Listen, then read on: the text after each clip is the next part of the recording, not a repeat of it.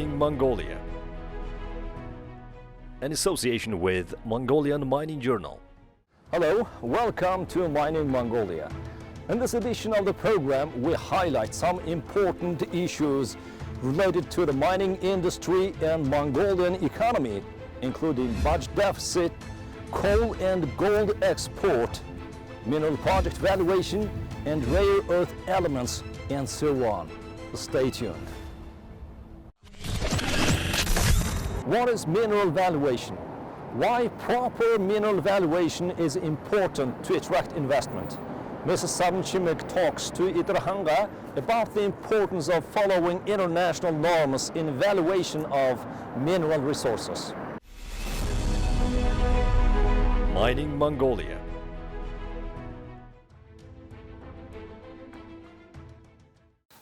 Does Mongolia have a mineral project evaluation procedure that is internationally accepted? I don't think so, because we don't have a sufficient legal environment for undertaking such a mineral valuation for investment purpose. Basic purpose of the mineral valuation is to determine the monetary value of the mineral project to help investors to make better decision and also look at the other opportunities. The costs are distributed to many different countries, followed in different systems, and Mineral Valuation Council, known as MWAL, is responsible for coordinating those. And for example, the Australian code, known as WALMING, adopted in 1995. Another example is Canada has a CIMWAL code, South African CIMWAL code. The US has a SME guideline and MEI code. Currently, Mongolia is in the process of developing its own code, known as MNB. Can you tell us more about how it works? The MWAL certificate must for national code and standards. It's based on the best practices, and it's regularly updated from time to time. It's also developed by the professional organization and institutions. Once it is adopted, the mining companies can access international market in searching the foreign investment.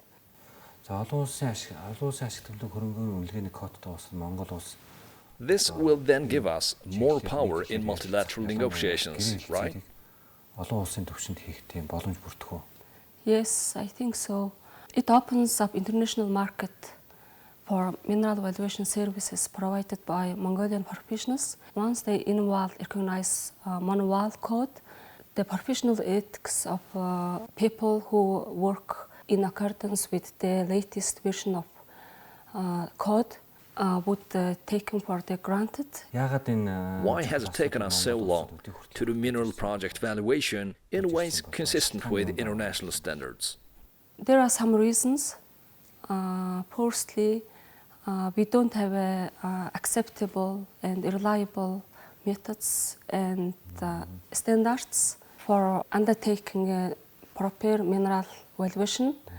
Secondly, we don't have insufficient qualified people. They should have some understanding of the finance and economics and legal subjects. Third reason is we don't have a proper legal framework for attracting foreign investment. Some projects active in Mongolia are listed in stock exchanges in Australia and Canada. Are their mineral assets properly evaluated? Yes, even Mongolian projects which is invested by the foreign companies listed in the foreign stock exchanges, they have to follow the listing rules. What is the main difference between evaluation of the mineral asset in a project and its feasibility study?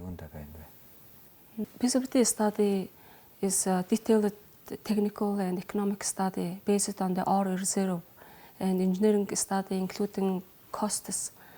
while the valuation determines the value of the mineral project, taking into account of risks and returns in terms of the investment agreement.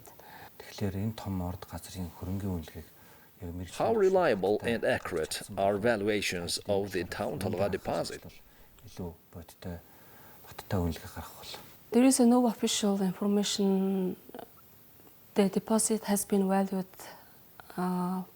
regarding international standards, but if it's held in Hong Kong stock exchanges, the reports must be prepared by the independent experts and using the accepted code.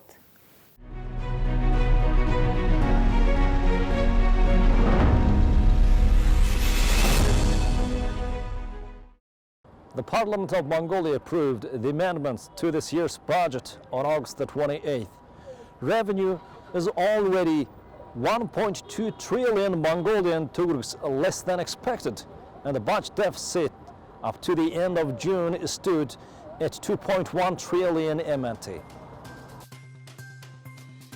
With an estimated revenue of 9.7 trillion Mongolian tugrus and projected expenses of 14.5 trillion MNT, 25.2% and 37.7% respectively of GDP, the revised budget shows a deficit of 4.8 trillion MNT, or 12.5% of GDP instead of the 5.1% in the original. This is obviously very high, and several drastic measures would be taken to see that revenue reaches the required level. For example, both Irkut Mining Corporation and Irkut Taung Talga would pay this year's taxes in advance. It is the rise in mining commodity prices. However, that would help the government to reach and maybe exceed the revenue target. The pandemic is hobbling the global economy, with no country exempt from its ill effects. Small and developing countries have been hit the hardest, for they don't have much of a cushion. Mongolia is usually faulted for being over-reliant on its mineral sector, but this might now be its savior, given that commodity prices are rising, particularly those of gold and copper, two of its major export earners. Indeed, the price of gold reached a record high in early August.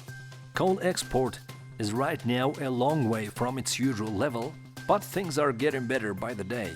And though gold has earned the most, around $1 billion in export revenue in the first 7 months of the year, the end of 2020 could very well see copper or coal or both overtaking it, or at least getting close in terms of export earning.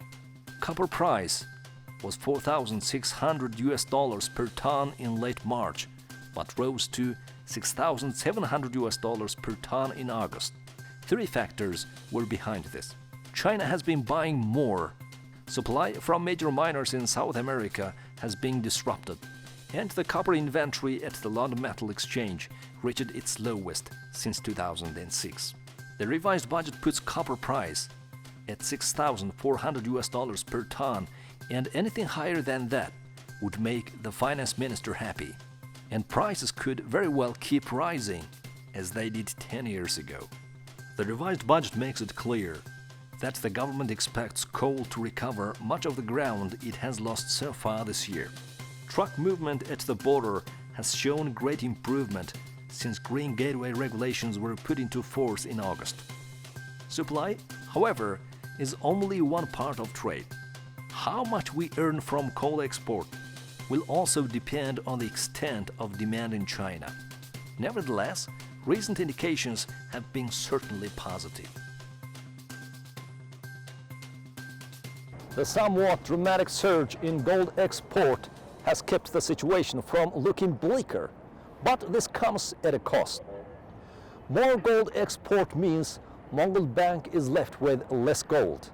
According to the International Monetary Fund, the central bank's gold holdings were 20 tons in May, 17 tons in June, and 11 tons in July. This has several economic implications. These macroeconomic indicators aside, how has daily life been impacted by the economic downturn? According to the National Statistics Office, the first half of the year showed both retail and wholesale trade contracting.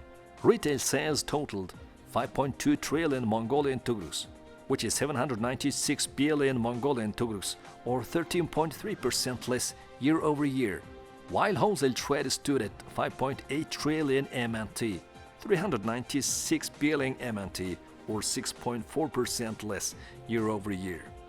That Hurlbatar is Minister of Finance in the new government also must have helped in making the revisions to the budget, as he knew very well what changes were needed.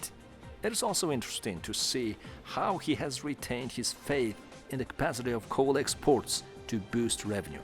If, as the revised budget says, 27 million tons of coal is exported in the second half of the year, it will be a record for any half year ever.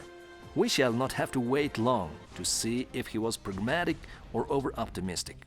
A feature of the revised budget is that while it has brought down the revenue estimate by 2.17 trillion MNT, it has increased expenditure by 705 billion MNT, thus allowing the deficit to shoot up. The minister has justified his move by insisting that in the present situation, it's imperative to protect the people, and has exercised his legal protection right to ignore the deficit limits and the fiscal stability law. One contributory factor behind the rise in expenditure is the interest payments on government debt that now stands at 62.2% of GDP, 8% more than earlier estimated, the rise being the result of the depreciation of the Mongolian tugrus against US dollars, domestic sovereign bond sales, and fresh loans for programs. The amended budget puts this year's GDP at 38.7 trillion Mongolian tugrus, as against the 40.7 trillion MNT in the original 2020 budget. The minister says government debt is still under the legal permissible limit, and that its percentage of GDP would fall from this year's 62.2% to 58.4% in 2021 and 54.4% in 2022. Incidentally, reacting to concern in the media, Mongol Bank has clarified that there would be no problem in refinancing the debts when they mature, as the Mongolian government enjoys a relatively stable credit rating. According to the 2020 fiscal framework statement, GDP is projected to drop by 1% this year, but will grow in the coming years. The government has said it will work to achieve 6% growth.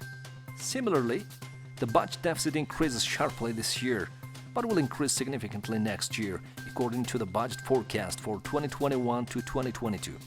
Budgeted expenses are expected to decline significantly in the next 2 years to keep the deficit low.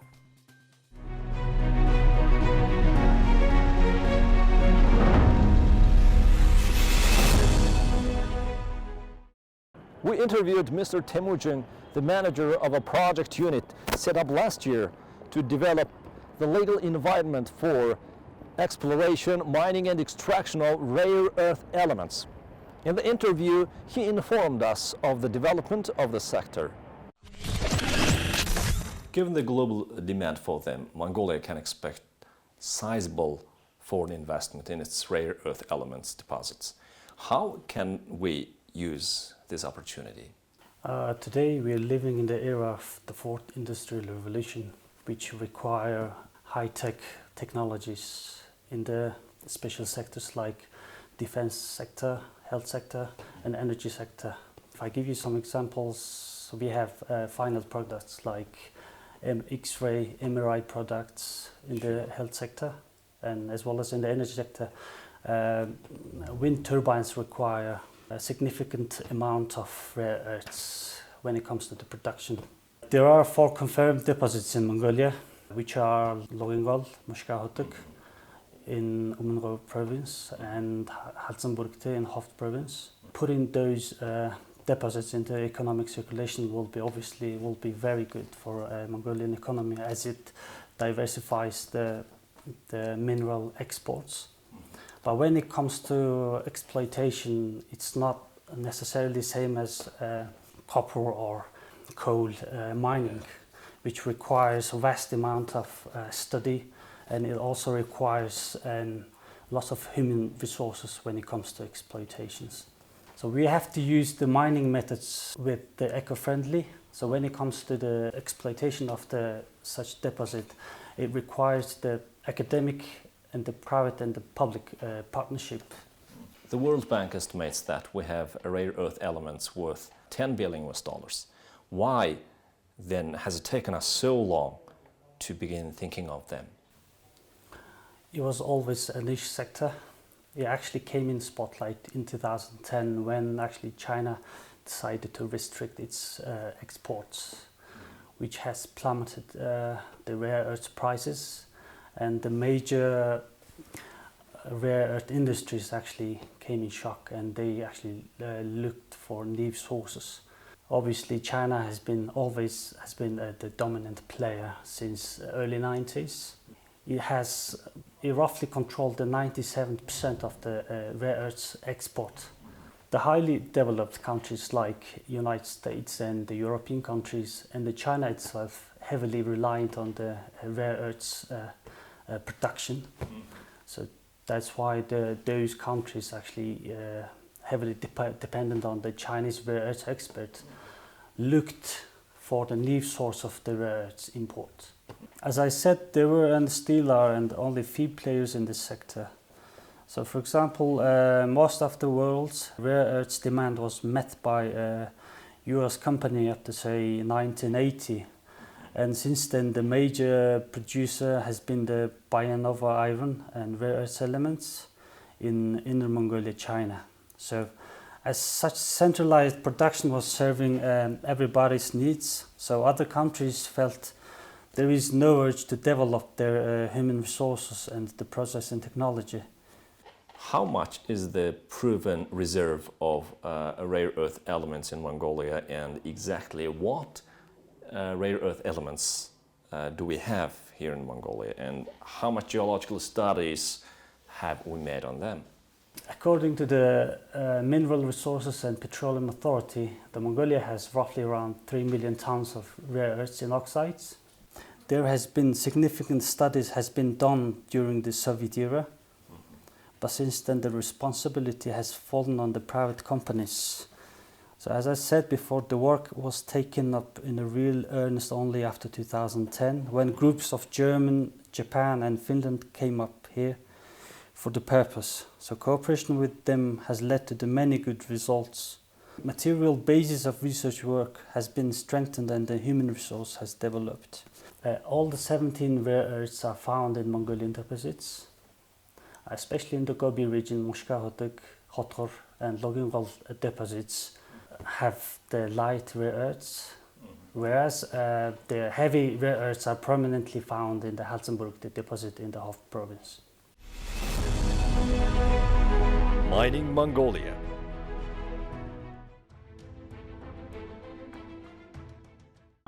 Nature abhors a vacuum. With Mongolian export taking a hit in the first half of the year, Australia and Russia boosted their share in the Chinese market, which consumes half of the world's coking coal. It is interesting that, like Mongolia, Russia also closed its ports for some time in the wake of the COVID-19 outbreak, but its total coal exports have continued to rise, and between January and June it managed to increase its coal exports to China by 3%. The claim of Russia's Deputy Energy Minister Anatoly Yanovsky in April that the coronavirus situation would not only reduce the demand for Russian coal in the Chinese market, but would actually create an opportunity for an increase was no idle boast. Russia has a long-term strategy to fulfill its ambition of alone accounting for 25% of the world's total coal exports. Like Mongolia, Russia borders China, but its export ambitions and capacity go beyond the world's largest coal market. Last year, it exported more than 190 million tons, of which 27 million tons was coking coal.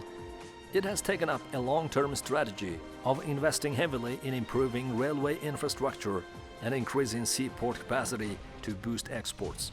Russian coking coal attracts Chinese buyers because of its low sulfur content and good quality, and Russia's immediate target is to export 55 million tons of coal to China. It now supplies coal by sea and land to eastern China and to the northeastern region via Manchuria. An agreement is being negotiated to export coal to western China through Kazakhstan via rail. In August, a convoy of trains carrying Russian coal was not allowed to cross the border as China had set new quality standards for its imports. As a result, RZD was forced to restrict exports from August 11th to 20th in the eastern port area. Although Russia exports relatively little coal by rail, this is expected to increase in the long run as it links its ports to China by narrow-gauge railways. At the moment, Russia doesn't export to the regions of China which buy Mongolian coal, but they are of course on the radar of both our northern neighbor and Australia. After the unfortunate and economically disastrous hiatus, Mongolia's coal exports to China are picking up fast, and the year's final total should be respectable with the success of the Green Gateway regulations. Another subject under discussion is establishment of a customs control laboratory at the main ports of Rashinsukhet and Chivehurun. No country can unilaterally increase its exports, as these are finally determined by the importing country's needs and preference. For the last few years, China has had an annual plan for coal import, which takes into account the capacity and interests of domestic production. This usually means imports are considerably less at the end of the year, when the quota has been fulfilled. For example, in December last year, imports from Mongolia fell by as much as 43.1%, and there was no import at all from the United States, Canada, and Indonesia. This may not be true this year, as unrestricted imports might be part of the Chinese stimulus measures to ease the economic impact of the pandemic. According to the country's main coal news agency, Fenway Energy, China would import 72 million tons of coking coal this year. Data from China's General Administration of Customs show that 45.49 million tons was imported in the first 7 months. That leaves only 13 million tons until the end of the year, but the entire amount would not go from Mongolia. Our exporters and the government would do well to temper their perhaps desperate optimism. In recent years, China's policy, quality requirements, market trends, and stricter environmental standards have put the emphasis on importing better quality coking coal. If we wish to retain the space we have occupied so far, we need to pay special attention to two things: infrastructure and product quality. A railway will enable us to reach the market at a lower cost than at present, and also allow uninterrupted supply in times of crisis. And processing and enriching would improve the quality. The ground reality is that 10 years after the start of big-time export, nothing much has changed. This is no surprise, as there has been no clear export policy, no move to upgrade transport and logistics facilities, no railway, no large-scale processing, and no new technology. The pandemic is only the latest in a long list of missed opportunities. We can only hope that it will be the last. This has been Mining Mongolia. Thank you for joining us on MNB World, and see you next time.